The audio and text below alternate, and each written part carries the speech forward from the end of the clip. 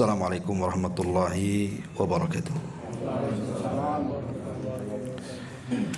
Alhamdulillah wassalatu wassalamu ala Rasulillah wa ala alihi wa sahbihi wa mawalah wa la hawla wa la quwata illa billahi wa ba'du.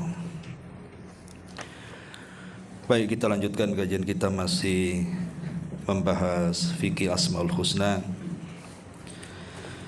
Dan pembahasan yang tersisa pada minggu yang lalu, malam ini kita akan membahas nama Allah Subhanahu wa taala Al-Muqit Al-Wasi'. Al-Muqit di sini diterjemahkan yang maha kuasa, Al-Wasi' yang maha luas.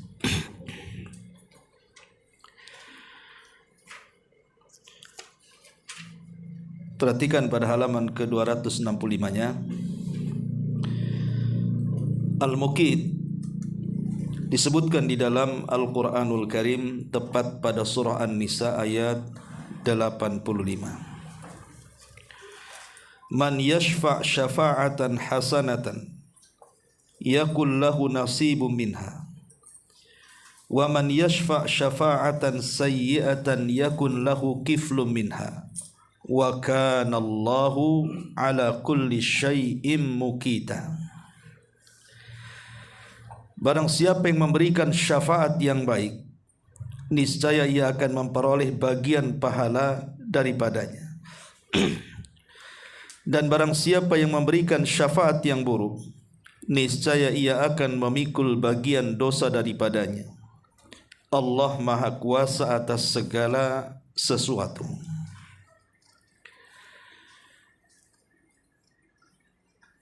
Baik.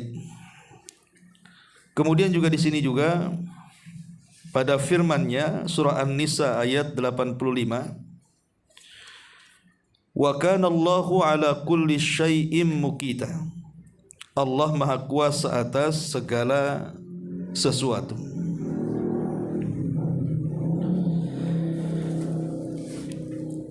Baik, apa itu Al-Muqit?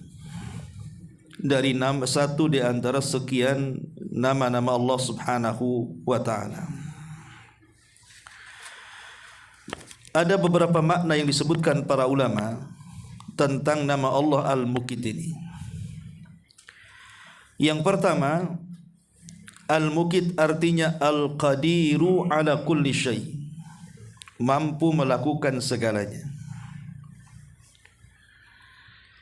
Kemudian yang kedua, makna Al-Muqit adalah Al-Mu'ti li aqwatil khalqi saghirihim wa kabirihim, qawwihim wa dhaifihim, ghaniyihim wa fakirihim.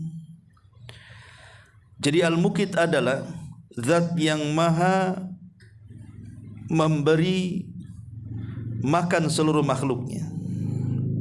Maksudnya memberikan kehidupan dengan memberikan rizki makan dan minum, baik yang kecil di antara mereka atau yang besar, baik yang kuat di antara mereka atau yang lemah, baik yang kaya di antara mereka ataupun yang miskin. Semua rizkinya ditanggung Allah Subhanahu wa ta'ala. Itulah yang dikatakan dalam Al-Quran, wa ma min dabatin fil ardi illa 'ala Allah rizquha. Kemudian juga Al-Qurtubi rahimahullahu ta'ala mengatakan, ketika memberikan catatan kepada ayat wa qaddara fiha aqwataha, dan Allah Subhanahu wa ta'ala memberikan kepada makhluk ini aqwataha. Aqwat diambil dari muqit, maksudnya arzaku ahliha, maksudnya seluruh rizki-rizki yang Allah Subhanahu wa ta'ala anugerahkan kepada mereka. Kemudian yang ketiga, makna Al-Muqit artinya idamatul musyahadati. Jadi Allah Subhanahu wa ta'ala senantiasa menyaksikan hamba-hambanya, mengawasi hamba-hambanya. Ini makna daripada Al-Muqit. Baik, setelah kita tahu bahwa Al-Muqit memiliki 3 makna. Pertama, Allah Subhanahu wa taala Maha Kuasa atas segala sesuatu. Yang kedua, Allah Subhanahu wa taala yang menanggung seluruh rizki-rizki hamba-hambanya. Dan yang ketiga, Allah Subhanahu wa taala senantiasa menyaksikan dan mengawasi hamba-hambanya. Artinya dari 3 rangkaian makna Al-Muqit, bahwa Allah Subhanahu wa taala lah yang dijadikan gantungan oleh seluruh makhluk-makhluknya. Itu sama dengan kalimat As-Samad, di mana seluruh makhluk bergantung kepada Allah Subhanahu wa taala. Itu disebut Al-Muqit. Adapun tentang asar daripada iman memahami kalimat Al-Muqit. Yang pertama, setelah kita mengetahui makna Al-Muqit, maka asar keimanannya yang pertama bahwa hifdzullahi lil arzaki. Allah lah yang menjaga rizki seluruh hamba-hambanya. Makanya Allah Subhanahu wa taala mengatakan dalam surah Az-Zariyat ayat 22, wa fis samai rizqukum wa ma tu'adun. Dan di langit ada rizki kalian dan apa yang dijanjikan Allah kepada kalian. Ini yang pertama. Yang kedua, imdadullahi bil kifayati.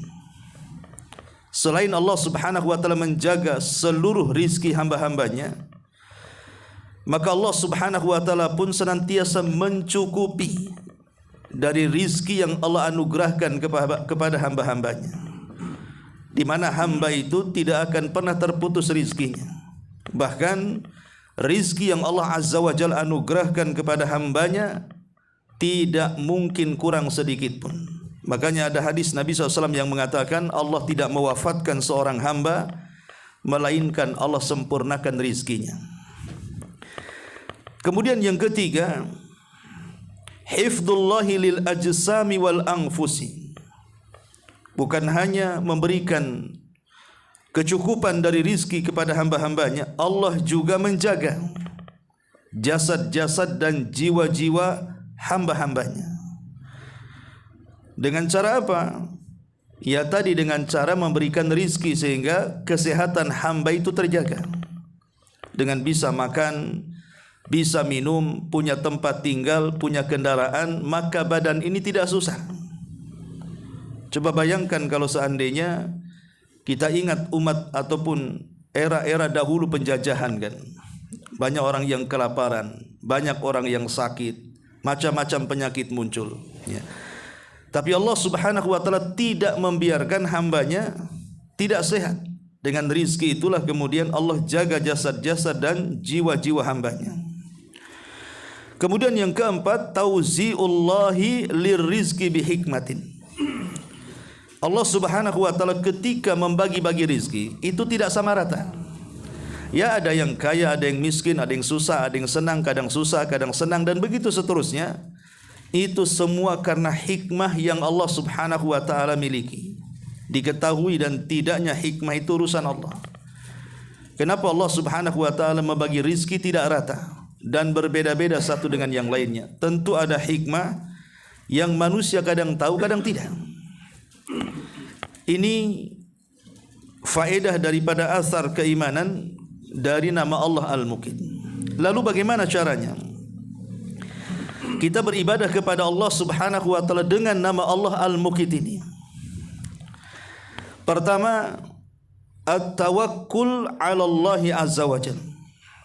Kalau kita tahu bahwa Allah Subhanahu wa taala Zat Al-Muqit yang maha berkuasa, maha memberikan rizki dan senantiasa mengawasi, maka tumbuhlah sifat tawakal kepada kita, bahwa hanya kepada Allah lah kita bergantung. Kepada siapa lagi kalau bukan kepada Allah Subhanahu wa taala Zat Al-Muqit yang telah menganugerahkan seluruh rizkinya. Karena tidak ada yang sanggup memberikan rizki selain daripada Allah Azza wa Jalla. Makanya kita perlu bersandar hanya kepada Allah Subhanahu wa taala. Kemudian yang kedua, cara beribadah dengan kalimat al-mukit adalah asyukru 'ala ni'ami. Bersyukur atas nikmat yang Allah anugerahkan kepada kita. Sebab hanya bersyukur inilah kita menjaga rizki dari al-mukit. Sebab Allah mengatakan la in syakartum la azidannakum wa la in kafartum inna adzabi lasyadid. Kalau kalian syukur ku tambah. Artinya Allah akan jaga nikmatnya. Tapi kalau kalian kufur, justru terbalik, turunlah azab yang pedih kepada mereka. Kemudian yang ketiga, al-i'tirafu bi fadlillahi azza wa jalla. Mengakui bahwa semua rizki yang Allah anugerahkan kepada kita memang semata-mata dari karunia Allah. Datang dari Allah subhanahu wa ta'ala. Kita harus akui itu. Karena ada hamba-hamba Allah yang tidak mengakui rizki itu datang dari Allah. Seperti kisah Fir'aun yang kisah Qarun yang menasabkan nikmat itu dia yang memilikinya, bukan dari Allah subhanahu wa ta'ala. Sehingga dengan lancangnya dia mengatakan innama utituhu min ilmin indi. Sesungguhnya kekayaan ini datang karena kecerdasanku. Dia mengingkari seolah-olah rizki datang karena kecerdasannya. Dia tidak tahu kecerdasan itu datang dari mana. Datang dari Allah, sehingga semua sebenarnya dari Allah subhanahu wa ta'ala. Kemudian yang keempat, cara beribadah dengan nama Allah al-mukit adalah al-karam wal-ata. Ketika kita meyakini bahwa Allah itu al-mukit, maka sudah seharusnya kita memiliki sifat karam. Sifat karam dan sifat ata, dermawan dan mudah memberi. Bukankah seluruh kekayaan yang kita miliki semua titipan dari Allah subhanahu wa ta'ala? Ya, karena kita tidak mampu untuk mendatangkan rizki secara sendiri. Karena rizki itu biadillah, di tangan Allah subhanahu wa ta'ala. Maka ketika Allah subhanahu wa ta'ala menganjurkan agar kita menolong kepada sesama, maka dalam rangka mengimani al-mukit, maka kita harus menjadi orang yang karam. Sebagaimana Allah juga karam kepada hambanya, maka kita juga harus karam dengan sesama hamba yang lainnya. Ini yang keempat. Kemudian yang kelima adalah bertawassul dengan al-mukit saat kita sedang di posisi kesulitan mendapatkan rizki Allah subhanahu wa ta'ala. Boleh jadi seseorang ingin membuka usaha, ataupun seseorang ingin bekerja, atau seseorang sedang kesulitan ekonomi, maka bertawassullah dengan nama Allah al-mukit ini, dengan memperbanyak ya mukit ya, urzukni, wahai zat yang maha mukit, yang maha luas rizkinya kepada hamba-hambanya, maka berikanlah rizki kepadaku. Dan ini tawassul yang syar'i. Karena tawassul yang syar'i itu ada tiga. Pertama, tawassul dengan nama-nama Allah subhanahu wa ta'ala, salah satunya al-mukit, berdasarkan firman Allah azza wa jal, walillahil asma'ul husna fad'uhu biha. Allah itu memiliki nama-nama yang indah, maka berdoalah dengan nama-nama itu. Atau yang kedua, bertawassul dengan amal saleh dan juga dengan iman. Dan yang ketiga, bertawassul dengan doa-doa orang-orang saleh yang masih hidup. Itulah tawassul syar'i yang disebutkan oleh para ulama. Ma'asyiral muslimin wal muslimat rahimani wa rahimakumullah. Inilah gambaran nama Allah al-mukit. Baik, kemudian nama Allah yang lainnya adalah al-wasi', yang maha luas. Al-wasi' ini disebutkan di beberapa ayat dalam Quran. Salah satunya dalam halaman 266 Allah menyebutkan dalam Al-Baqarah 247, wallahu yu'ti mulkahu man yasha'u wallahu wasi'un alim. Allah memberikan perintah, Allah memberikan kekuasaannya kepada orang yang dikehendakinya, dan Allah zat yang maha luas pemberiannya dan maha mengetahui. Kemudian juga dalam surat yang sama ayat ke-115, fa aynama tuwallu fa thamma wajhullah innallaha wasi'un alim. Maka kemanapun kau arahkan, disitulah wajah Allah. Sesungguhnya Allah maha luas rahmatnya, lagi maha mengetahui.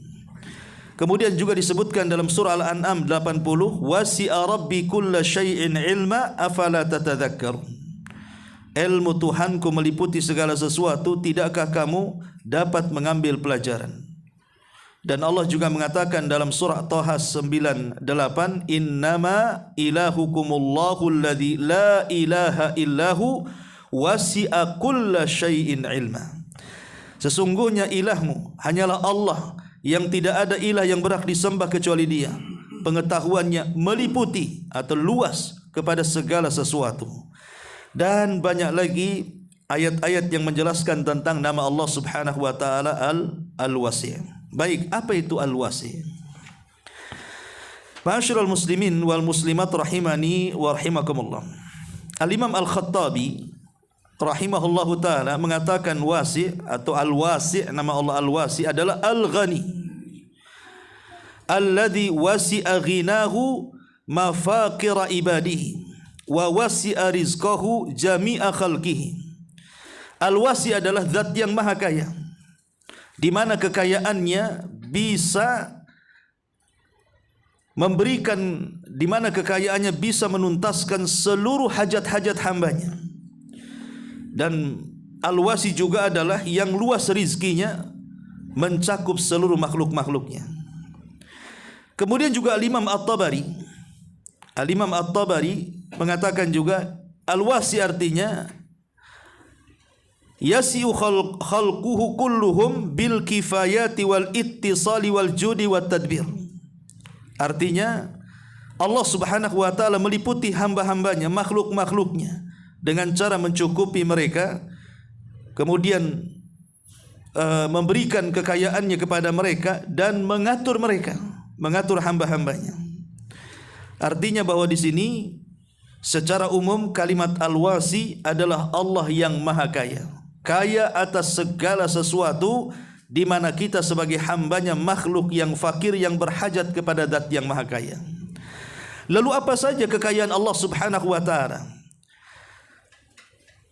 yang terkandung dalam kalimat Al-Wasi? Yang pertama, si'atu judillahi wa karami. Allah itu sangat penyantun. Allah itu sangat karim.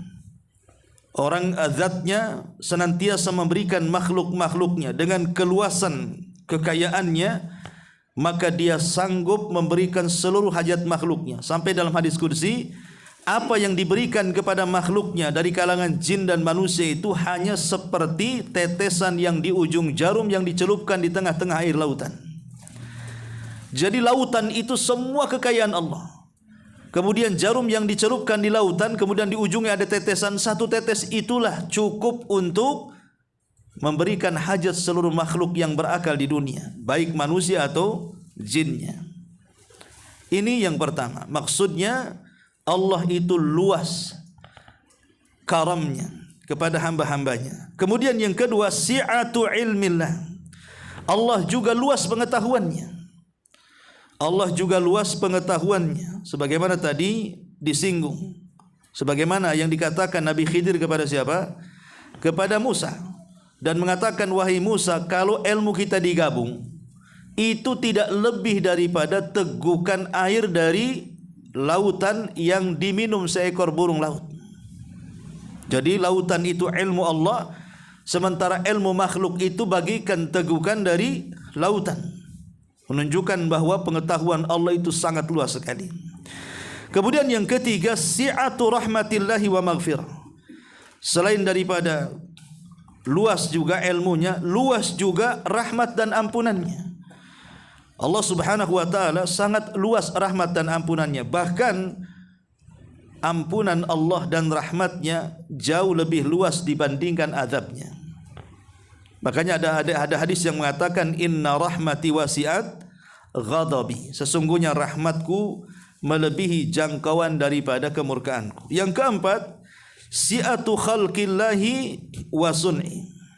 Luasnya ciptaan Allah Subhanahu wa ta'ala. Artinya selain manusia, banyak makhluk Allah yang jauh lebih besar, lebih luas lagi. Seperti adanya bumi yang terhampar, langit yang menjulang, belum lagi di atasnya kursi, belum lagi ada arasnya. menunjukkan itu luasnya ciptaan Allah Subhanahu wa taala. Kemudian yang kelima, si'atu syariatillah, luasnya syariat Allah Subhanahu wa taala. Luasnya syariat Allah Subhanahu wa taala sehingga apa yang dihajatkan hamba-hambanya semua ada solusinya. Dan solusi itu ada pada syariat Allah Subhanahu wa taala yang menjadi aturan bagi hamba-hambanya. Kemudian yang keenam, juga la hududa li hadhihi sifati. Allah Subhanahu wa taala maha luas dengan seluruh sifat-sifatnya. Sifat-sifat yang tidak ada pada hamba ada pada Allah Subhanahu wa taala. Inilah di antara makna al-wasi. Jadi luas dalam rizkinya yang memiliki makna artinya Allah itu karam, mudah memberi kepada hamba-hambanya. Kemudian yang kedua, luas pengetahuannya, ya. Kemudian yang ketiga, luas rahmat dan ampunannya. Kemudian yang ketiga, yang keempat, luas kekuasaan makhluknya. Kemudian yang kelima, luas syariatnya dan luas seluruh sifat-sifatnya, tidak dibatasi, ya. Inilah di antara makna kalimat al-wasi.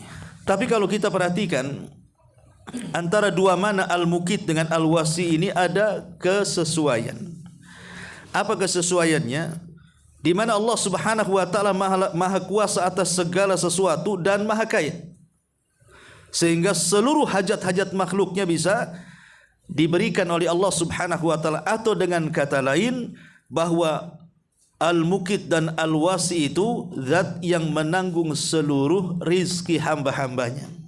Itu secara ringkas, artinya berkenaan dengan masalah karunia dan rizkinya yang Allah anugerahkan kepada kita. Kemudian asar imannya dari kalimat al-wasi yang pertama, mahabbatullah, tertanam kecintaan kita kepada Allah. Kenapa? Karena ketika Allah Subhanahu wa taala luas rahmatnya, luas kasih sayangnya, di mana Allah Subhanahu wa taala tidak akan melihat hamba-hambanya bergelimang di atas dosa dan kemaksiatan setinggi dan sebesar apapun. Jika datang meminta ampunan kepada Allah, pasti Allah ampuni. Dari situlah tertanam perasaan cinta kita kepada Allah Subhanahu wa taala. Analoginya seperti ini. Kalau seorang anak kurang ajar dengan orang tuanya, tidak pernah berbakti kepada orang tuanya, pernah menzaliminya, pernah menyakitinya, pernah mengancamnya, bahkan akan membunuhnya, kemudian ada penyesalan ingin minta maaf kepada orang tua. Tiba-tiba orang tua dengan mudah memaafkan kesalahan kita anaknya. Apa tidak cinta kita dengan orang tua yang seperti ini? Lah ini kepada makhluk saja bisa tertanam seperti itu, maka mimbabil aula, lebih utama lagi tentu Allah Subhanahu wa taala, maka halus tertanam lagi sifat kecintaan kita kepada Allah. Yang kedua, inna ta'abbuda lillahi bismi al-wasi, bahwa ketika kita beribadah kepada Allah Subhanahu wa taala dengan nama Allah Subhanahu wa taala al-wasi, artinya kita bisa menggunakan kalimat al-wasi ini sebagai tawasul kita untuk mendapatkan rizki sebanyak-banyaknya dan membukakan pintu-pintu rizki kepada kita, ya. Kemudian juga yang ketiga, bahwa beribadah dengan nama Allah Subhanahu wa taala al-wasi bisa menolak was-was daripada was-was syaitan. Karena terkadang setan itu memberikan was-was kepada kita dengan kebakhilan, dengan kefakiran, sehingga akhirnya tidak mau sedekah dan infak dan jauh daripada zakat, jauh daripada menolong orang. Kenapa? Karena tidak yakin bahwa rizkinya itu kalau diinfakkan akan bertambah. Yang ada logikanya adalah kalau diinfakkan habis, sehingga muncullah paradigma sekuler. Lah dengan mengimani kalimat al-wasi, Allah itu maha kaya. Ketika Allah Subhanahu wa taala menjanjikan setiap barang yang kita infakkan dilipat gandakan, kenapa kita tidak yakin? Allah ini maha kaya kok. Kenapa kemudian tidak yakin? Malah kemudian mengingkari nama Allah al-wasi. Maka dengan mengimani nama Allah al-wasi, kita tidak akan terkena was-was daripada was-was syaitan berupa kefakiran sehingga menjadi bakhil. Kemudian yang keempat, adamul qunut min rahmatillah. Dari nama Allah al-wasi ini muncullah faedah seseorang tidak boleh putus asa. dari rahmat Allah, karena Allah itu luas rahmat dan keampunannya. Kemudian yang kelima, al-ightibatu bi syariatillahi azza wajalla allati wasi'at kulla khairin wa wasi Allahu azza wajalla fiha ala ibadihi wa lam yaj'al fiha dhaiqan wala harajan. Yang ketiga, yang kelima, kita harus berbahagia dengan syariat Allah Subhanahu wa taala. Karena syariat Allah itu semua membawa kebaikan. Bahkan dalam kondisi seseorang sulit pun pasti akan datang kemudahan. Karena syariat Allah ini adalah sesuatu yang sangat mudah. Allah tidak pernah menjadikan sesuatu itu sulit bagi hambanya. Kemudian yang terakhir adalah at-takhalluq bihadihi sifati. Maka kita harus berakhlak dengan sifat ini. Baik al-muqit ataupun al-wasi. Dengan cara apa? Jadilah orang dermawan. Jadilah orang yang mudah untuk membantu orang.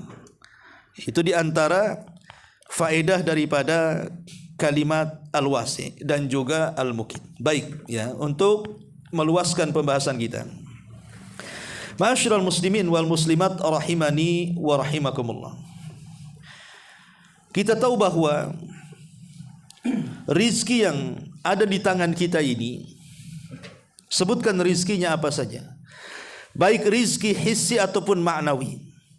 Rizki hissi itu maksudnya yang dilihat dengan panca indera. Itu disebut hissi, dilihat mata, didengar telinga, mampu diusap dengan tangan. Ya, itu namanya hissi. Itulah yang berkaitan dengan pakaian, makanan, minuman, tempat tinggal ataupun kendaraan. Itu semua nikmat yang Allah anugerahkan kepada kita. Ataupun maknawi, seperti diberikan ilmu pengetahuan, diberikan ketenangan, diberikan kebahagiaan. Itu namanya maknawi karena tidak tampak zatnya. Ya. Lah rizki baik yang sifatnya maknawi ataupun hissi, kita harus yakin semua datang dari Allah Subhanahu wa taala. Maka di sini ada beberapa kaidah yang antum harus pahami. Berbicara tentang rizki Allah Subhanahu wa taala, yang pertama, ini penting karena ini bicara tentang kaidah. Yang pertama, kita harus yakin anna arzaqa kullaha min indillahi azza wajal, bahwa semua rizki baik hissi atau ma'nawi semua datang dari Allah Subhanahu wa taala. Maka kita tidak boleh mensekutukan Allah dengan meyakini di sana ada zat pemberi rizki selain daripada Allah Subhanahu wa taala. Dari sini tertanam sebuah akidah tauhid yang disebut dengan ar-rububiyah. Karena begini, ikhwatu fillah muliakan Allah azza wa jalla, di masyarakat ketika orang tidak memahami bahwa Allah itu al-muqit, bahwa Allah itu al-wasi', ya, maka mereka akan jatuh kepada kesyirikan. Mereka menganggap bahwa selain daripada Allah Subhanahu wa taala mampu memberikan rizki kepada mereka. Seperti orang-orang yang yakin kekayaan mereka bisa didatangkan lewat tangkal jimat, kemudian datang ke dukun atau ke tempat-tempat keramat, ke tempat-tempat yang tidak layak didatangi, yang di dalamnya banyak setan dan iblis. Akhirnya kemudian mereka pun meyakini ada pemberi rizki selain daripada Allah Azza wa Jalla. Ini yang pertama, bahwa semua rizki itu datang dari Allah. Yang kedua, ya, bahwa seluruh makhluk itu bergantung kepada Allah dari rizkinya. Ingat, seluruh makhluk itu bergantung kepada Allah Subhanahu wa taala. Tidak ada satupun zat yang bisa digantungi dalam rizki kita melebihi Allah Subhanahu wa taala. Karena makhluk itu lemah. Antum kalau bergantung kepada pejabat, pejabat selesai lengser, hilang pula gantungan. Kalau kita bergantung kepada orang kaya, tiba-tiba miskin, hilang juga sandaran. Kalau kita bergantung kepada orang-orang yang sukses, para bos dan yang semacamnya, kalau mereka selesai, kita juga ikut selesai. Tetapi kalau kita bergantung kepada zat yang kayanya tidak akan pernah berhenti, senantiasa kaya, yang dulu, yang sekarang dan yang akan datang, Allah Subhanahu wa taala, maka apa yang kita khawatirkan dalam hidup kita? Maka kaidah yang kedua, bahwa semua makhluk bergantung kepada Allah rizkinya. Kemudian yang ketiga, ya, bahwa kita wajib mengimani bil qada'i wal qadar, dengan keputusan dan takdir Allah Subhanahu wa taala. Bahwa apabila Allah Subhanahu wa taala memberikan rizki berdasarkan takdirnya, tidak mungkin meleset. Tapi kalau Allah Subhanahu wa taala menahan rizki sesuai dengan takdirnya, maka pasti meleset. Dengan kata lain, satu dunia mau memberikan rizki kepada kita, kalau tidak dicatat di Lauhil Mahfuz, maka rizki itu nihil, tidak akan sampai. Satu dunia mau menghalangi rizki kita, tapi dicatat dalam qada dan qadar Allah bahwa kita mendapatkan rizki, maka tidak ada yang sanggup menghalanginya. Karena rizki itu tidak mungkin salah alamat. Itulah kaedah yang ketiga, kita harus beriman dengan qada dan qadar. Kalau Allah sudah takdirkan kepada hamba diberikan rizki, maka tidak mungkin meleset rizki itu, pasti akan sampai bagaimanapun caranya. Ini yang ketiga. Yang keempat, ya, bahwa pembagian rizki, annal arzak, anna taqsimal arzaki bainan nas la alaqata lahu bil hasabi wala nasabi wala bil aqli wala zakai. Bahwa pembagian rizki di antara manusia itu tidak ada kaitan dengan keturunan, tidak ada kaitan dengan hasab dan nasab, hasab ke atas, nasab ke bawah, atau tidak ada kaitan dengan akal dan kecerdasan, tidak ada kaitan dengan kedudukan dan kepemimpinan. Rizki itu biadillah. Betapa banyak orang-orang yang tidak berpendidikan mereka kaya, berapa banyak orang-orang yang berpendidikan mereka juga miskin, walaupun tidak seperti itu kaidahnya. Tetapi bahwa rizki itu tidak ada kaitan sama sekali dengan itu, murni bahwa Allah itu berikan rizki kepada siapa yang dikehendaki. Bukan karena ada hasabnya kakek buyutnya orang hebat, bukan karena anaknya juga orang-orang sukses, bukan karena kecerdasannya luar biasa, bukan karena akalnya cemerlang. Tidak, Allah itu memberikan rizki kepada hambanya yang dikehendaki, bukan karena kecerdasan hambanya sehingga dia bisa meminta rizki sekehendaknya. Ini yang keempat. Kemudian yang kelima, bahwa Allah Subhanahu wa taala ketika memberikan rizki kepada hamba-hambanya, tujuannya satu, rizki itu sebagai penopang, agar dengan rizki itu hamba-hamba itu bisa beribadah kepada Allah Azza wa Jalla. Kenapa Allah Subhanahu wa taala beri makan kita, beri minum kita, beri tempat tinggal, beri kendaraan dan lain sebagainya? Tujuannya satu, untuk menolong kita, memudahkan beribadah kepada Allah, itu saja sebenarnya. Makanya salah satu orang yang kufur nikmat, dia tidak paham bahwa rizki yang Allah anugerahkan itu untuk menolong dia beribadah, malah kemudian digunakan untuk bermaksiat kepada Allah dan kufur nikmat. Dia tidak paham rizki diberikan itu untuk apa. Jadi rizki diberikan itu untuk menolong kita sehingga kita mudah beribadah kepada Allah Subhanahu wa taala. Sebagaimana Allah mengatakan, Syekhul Islam Ibn Taimiyah rahimahullahu taala mengatakan, innama khalaqallahul khalqa liya'buduhu wa innama khalaqar rizqa lahum liyasta'inu bihi ala ibadatihi. Kata Syekhul Islam Ibn Taimiyah rahimahullahu taala mengatakan, tatkala Allah menciptakan hambanya, maka tujuannya untuk beribadah kepada Allah. Tapi ketika Allah menciptakan rizki untuk hamba-hambanya, tujuannya agar mereka tertolong untuk lebih mudah beribadah kepada Allah Subhanahu wa taala. Ini kaidah yang kelima. Kemudian kaidah yang keenam, ya, kaidah yang keenam, bahwa Allah Subhanahu wa taala membagi-bagi rizki seperti yang saya jelaskan di awal, ada kaya, ada miskin, ada susah, ada senang. Itu semua untuk menjalankan kehidupan di tengah-tengah manusia. Kalau seandainya semua kaya, tidak akan jalan kehidupan. Kalau semua miskin, tidak akan jalan kehidupan. Ketika ada si kaya dan si miskin, saling keterkaitan dan ketergantungan. Orang miskin butuh orang kaya juga butuh orang miskin. Berjalanlah kehidupan manusia. Roda kehidupan itu berjalan jadinya. Lah kalau semua orang kaya, siapa yang mau bekerja? Susah juga jadi kaya. Kalau semua orang miskin, kejahatan di mana-mana, susah juga hidup jadi manusia. Tetapi ketika Allah Subhanahu wa taala kemudian membagi-bagi rizki, ada kaya, ada miskin, ada susah, ada senang, ini maksudnya supaya ada ketergantungan satu dengan yang lainnya. Makanya si kaya jangan sombong dengan kekayaannya sehingga menindas orang miskin, dan si miskin juga tidak perlu kecil hati sehingga dia bergantung kepada orang kaya. Toh kita sama-sama saling menguntungkan antara si kaya dan si miskin supaya berputar roda kehidupan. Ini juga di antara kaidah yang ke-6, ya. Ma'asyiral muslimin wal muslimat rahimani wa rahimakumullah. Kemudian kaidah yang ke-7. Kaidah yang ke-7, bahwa annahu la yutlab ar-rizqu illa minallah. Tidak boleh dicari rizki itu kecuali harus sesuai, tidak boleh dicari rizki itu kecuali carilah rizki itu dari Allah Subhanahu wa taala. Kalau kita kesusahan, jangan mengeluh kepada makhluk, tapi keluhkan kesusahan kita kepada Allah. Makanya Allah mengatakan dalam Al-Quran, fabtagu indallahi ar-rizqa. Carilah rizki itu di sisi Allah Subhanahu wa taala, jangan mencari rizki kepada selain Allah Subhanahu wa taala. Kemudian juga kaidah selanjutnya, kaidah ke-8.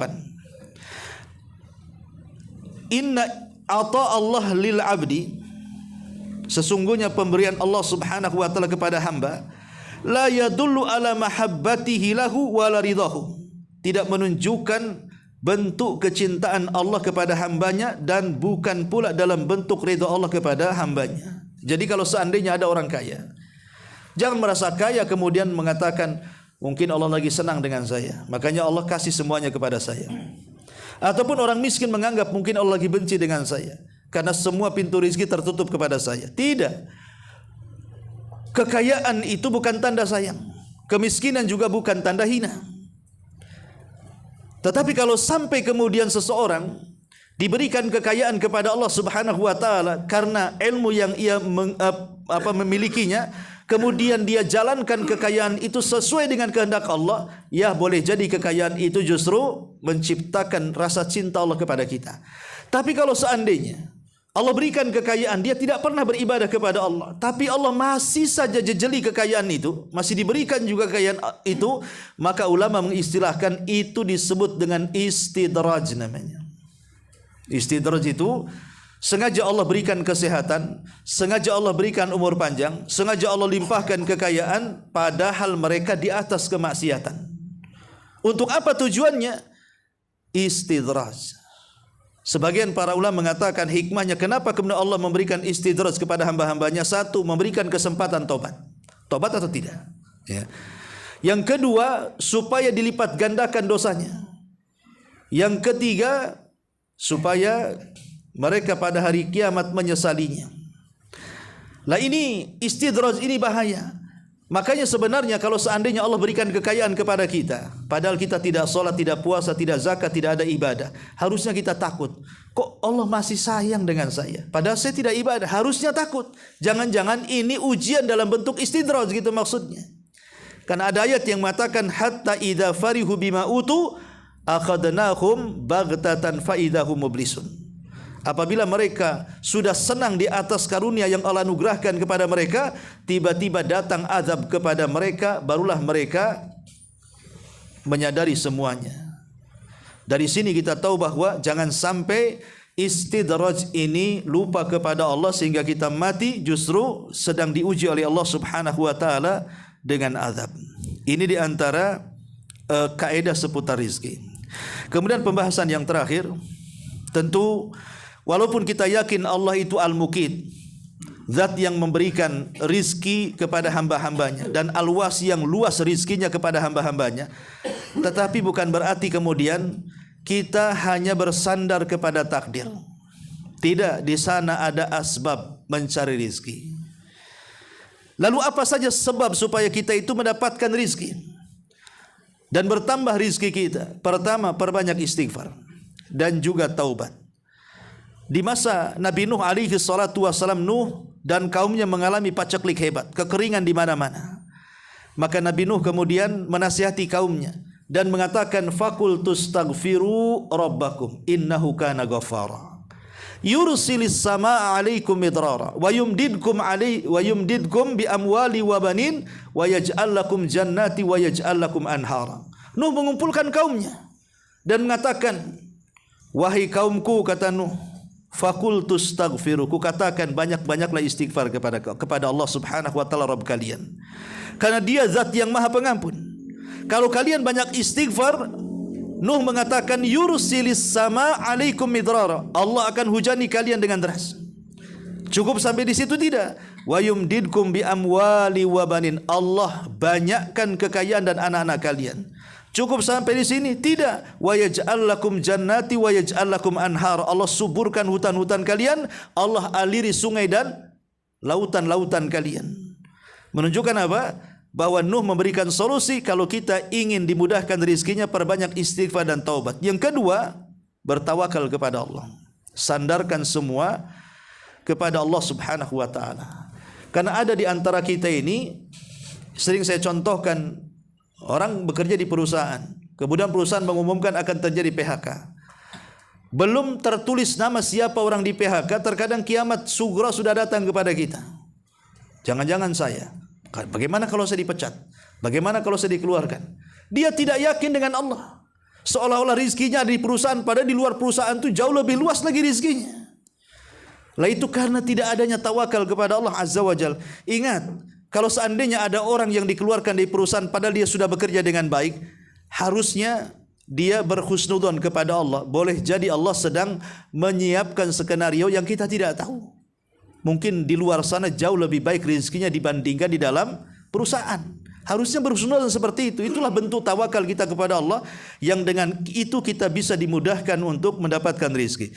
Kemudian yang ketiga, at-tafarruq li ibadatillahi azza wajalla. At-tafarruq li ibadatillahi azza wajalla. Biasakan waktu-waktu luang, waktu-waktu sepi, waktu-waktu kita tidak bekerja, ya, gunakan untuk beribadah kepada Allah Subhanahu wa taala. Karena Rasul sallallahu alaihi wasallam bersabda dalam hadis qudsi, "Ya ibna Adam, tafarrag li ibadati." Wahai anak Adam, luangkan waktumu untuk beribadah kepadaku. Wa asuddu faqraka, aku akan usahakan menggantikan kefakiranmu dengan kekayaan. Artinya bahwa kalau kita mengingat Allah Subhanahu wa taala di waktu senggang-senggang kita, maka di waktu kesulitan kita Allah Subhanahu wa taala akan ingat kita. Itu maksudnya, ya. Kemudian yang keempat, yang dapat menumbuhkan rizki Allah Azza wa Jal adalah silaturahim. Karena Allah, Nabi SAW sendiri yang mengatakan, "Man ahabba an yubsatalahu fi rizki wa yunsa'alahu fi atharihi falyasil rahimahu." Siapa yang mau diluaskan rizkinya, dipanjangkan umurnya, maka silahkan kalian bersilaturahim. Kemudian yang kelima, al-infaq fi sabilillah, bersedekah. Karena Allah yang mengatakan, wa ma anfaqtum min syai'in fahuwa yukhlifu. Apapun barang yang kalian infakkan pasti diganti. Bahkan gantinya berlipat ganda, dari 1 menjadi 700 kali lipat. Bahkan boleh jadi di atas daripada itu. Kemudian juga yang keenam, al-ihsan ila du'afa'i wal fuqara. Berbuat baik kepada orang-orang lemah, orang-orang susah. Jangan hinakan mereka. Karena kekayaan yang Allah anugerahkan kepada kita itu salah satunya karena doa-doa mereka. Bukankah Rasul yang mengatakan kalian ditolong dan kalian diberikan rizki itu karena orang-orang lemah di antara kalian. Maka bersyukurlah kalau seandainya di lingkungan kita ada orang susah, ada orang fakir, ada orang miskin, ada anak yatim. Kita bisa membantu mereka sehingga rizki kita dijaga oleh Allah Subhanahu wa ta'ala. Justru kebakhilan itu mencegah rizki. Kemudian yang nomor 7, as-sa'yu fi ardillahil wasi'ati li talabi rizki. Berjalan di permukaan bumi. Berdoa saja tidak cukup, cari sebab. Bukankah bumi ini milik Allah Azza wa Jal, dan di bumi ini tertanam rizki. Di lautan ada ikan-ikanan, di sungai juga sama. Kemudian di hutan banyak buah-buahan, dan di ladang-ladang juga sama. Banyak rizki Allah itu di mana-mana. Kenapa mesti tersempitkan dengan luasnya bumi sehingga seolah-olah susah dia cari rizki? Kemudian yang terakhir tentunya berdoa kepada Allah Subhanahu wa ta'ala agar kita senantiasa diberikan rizki oleh Allah Subhanahu wa ta'ala, tentu rizki yang halal dan rizki yang baik. Inilah di antara faedah dari nama Allah Al-Muqit dan juga Al-Wasi. Wallahu a'lam.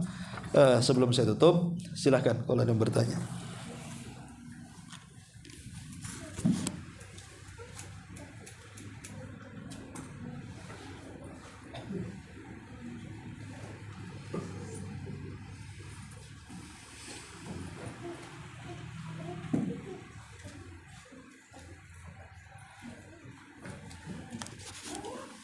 Baik, kalau tidak, tetap subhanakallah bihamdika Asyhadu an la ilaha illa anta astaghfiruka wa atubu ilaik. Allahu taala alam. Assalamualaikum warahmatullahi wabarakatuh.